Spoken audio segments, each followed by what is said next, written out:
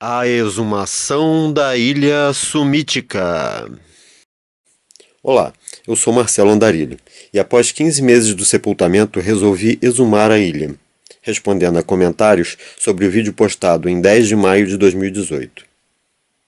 O objetivo desse vídeo é responder a um comentário educado, que realmente merece ser respondido, pois parece ser uma dúvida sincera, de um rapaz que irei chamar de AG. Em agosto deste ano, 2018, ele perguntou: por qual motivo a ilha foi vista no experimento do Martins e não foi vista no seu experimento? A ilha foi avistada por mim e pelo Martins. Eu visitei o local em apenas um dia. Fiz imagens de vários pontos e horários diferentes, do pier sem refração, do pier com refração e de pontos com menor altitude e com maior altitude. Mostrei até uma imagem processada pelo amigo Diego Roque. Fiz medições no local, quando tive tempo, de temperatura do ar, da água, umidade relativa do ar, altitude, pressão atmosférica, e isso em apenas um dia e sem ajuda. O Martins só divulgou a altura do pier. Passou 4 dias na cidade. Diz que fez várias filmagens e só divulgou uma. E ele tinha um ajudante, um morador da cidade. Eu não estou afirmando isso sem referência. Ele postou o seu vídeo sobre a ilha no dia 28 de março e não disse quando foi feita a filmagem.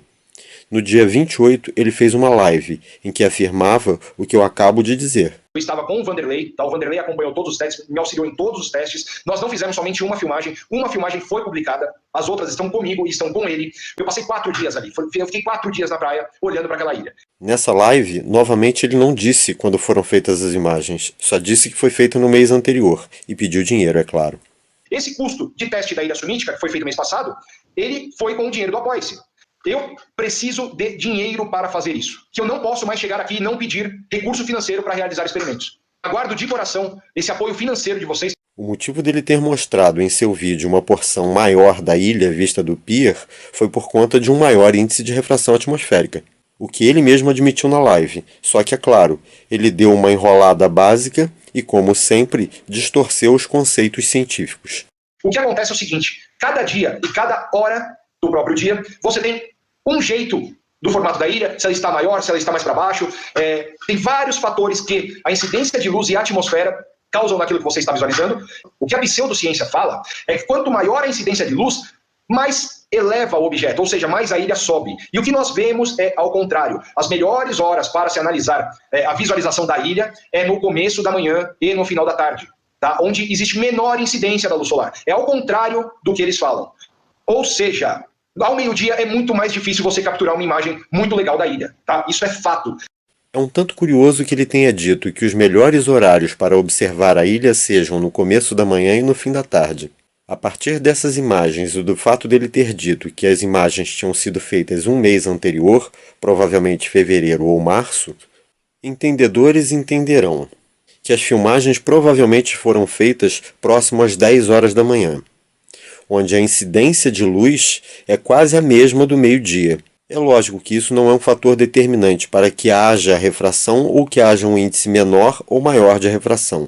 O que determina o índice de refração é o que ele mesmo diz, a lei de Snell, que ele conhece e cita na live. Segundo a lei de Snell, tá? Segundo a lei de Snell, vou ler aqui, tá? Para a luz por VAR, o gradiente de refração tem que ser crescente, partindo do objeto que está distante e abaixo do horizonte geométrico para o observador. Para uma melhor compreensão do assunto, deixarei o link do canal Física, do xará Marcelo Boaro.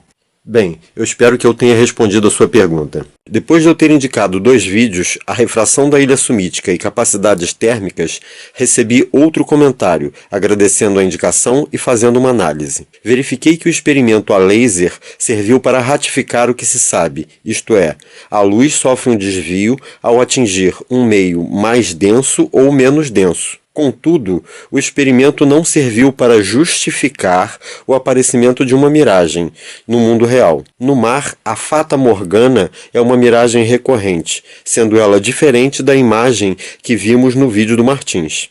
Eu entendo que o experimento deveria ocorrer junto à miniatura da ilha. Ou seja, você teria que reunir as condições necessárias para que, ao ser colocado à frente da miniatura da ilha, o fluido, o aparecimento da miragem ocorresse para o observador. Que tipo de miragem você queria ver? Fata Morgana é um nome genérico, assim como miragem. Existem vários fenômenos ópticos: refração, reflexão, absorção, e esses fenômenos podem inverter, elevar, alongar, achatar e distorcer imagens. O experimento simulação da miragem não justifica a miragem, ele demonstra a miragem. Isso é uma miragem, exatamente como filmada por mim e pelo Martins. Se uma pessoa qualquer se sentar no pier do Camaroeiro às 6 horas da manhã de um dia que as condições climáticas forem favoráveis a uma refração, ele verá que no início do dia ele não avistará a ilha sumítica, mas por volta de meio-dia a ilha estará se erguendo no horizonte. Isso é uma miragem. Quando eu cheguei ao pier do Camaroeiro pela manhã, a ilha não era visível, e próximo ao meio-dia a ponta da ilha era visível, refratada sobre a linha do horizonte. Não porque havia uma maior ou uma menor incidência de luz, e sim porque havia uma melhor condição atmosférica. A camada de ar sobre a lâmina da água era muito mais densa, refratando a luz que vinha da ilha. É exatamente assim que ocorre no mundo real. Se a ilha fosse visível porque a Terra é plana, por que o Martins só filmou uma pequena parte da ilha?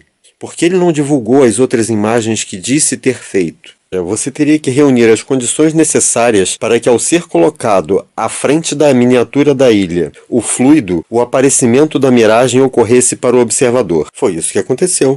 O fluido foi colocado à frente da miniatura da ilha e causou uma refração, possibilitando a visão da ilha que estava ocultada pela linha do horizonte. Não é isso que estamos vendo?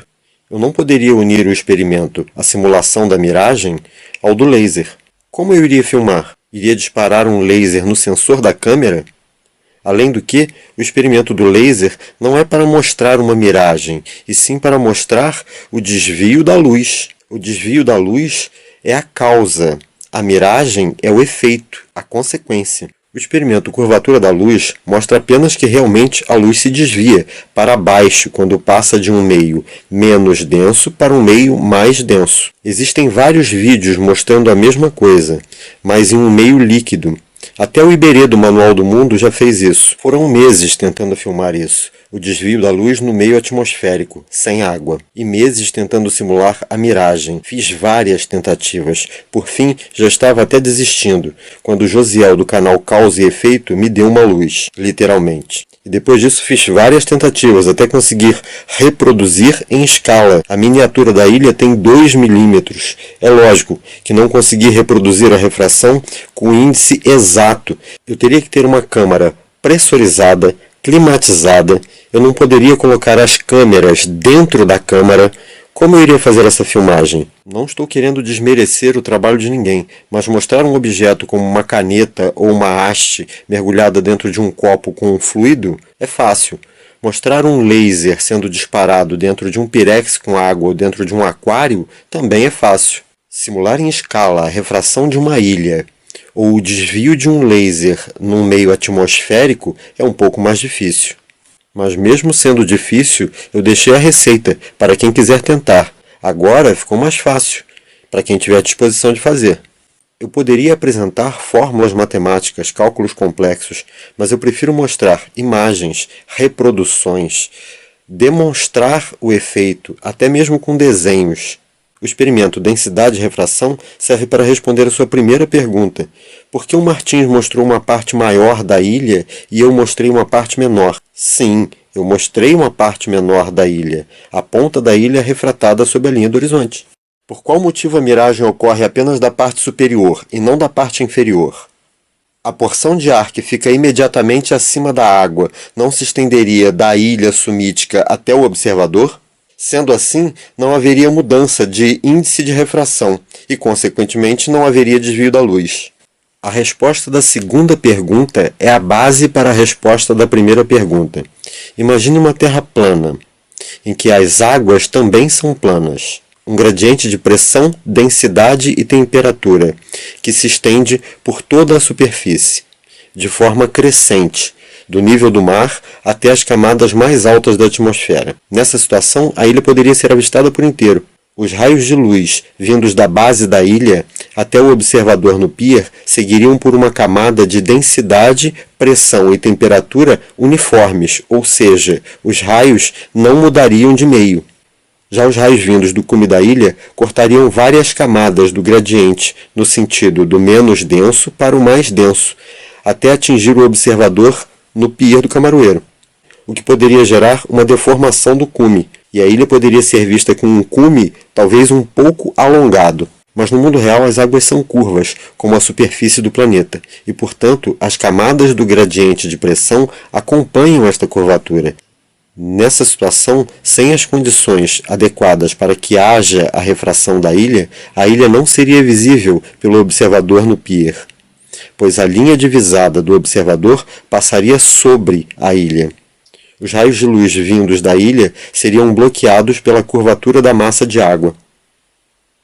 Porém, quando as camadas mais baixas do gradiente forem mais densas, os raios de luz vindos do cume da ilha atravessariam as camadas do gradiente de cima para baixo, do sentido menos denso para o mais denso.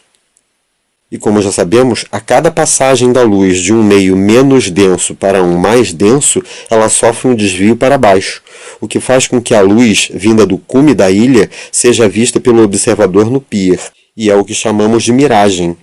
Apenas uma imagem refratada. Sim, tanto em uma terra plana quanto em uma terra esférica, o gradiente se estenderia da ilha ao observador.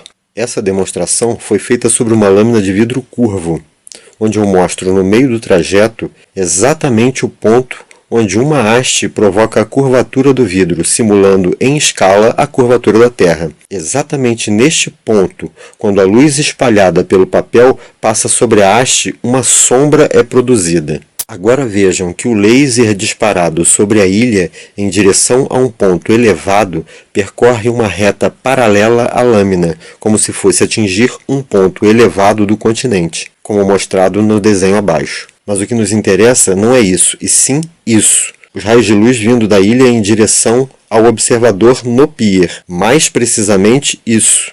Os raios de luz atravessam várias camadas do gradiente, do sentido menos denso para o mais denso. Neste outro experimento, o laser é disparado paralelo a um granito plano, como mostrado na linha amarela abaixo. Veja que o fluido é aplicado apenas em uma pequena parte do granito, próximo à fonte do laser, causando um desvio no raio laser. Vemos nestes desenhos que os raios vindos do cume da ilha em direção ao observador mais elevado no continente cruzam o gradiente atmosférico, onde sofrem o desvio causado pela refração, mas depois não mudam mais de meio, mantendo-se na camada mais baixa do gradiente.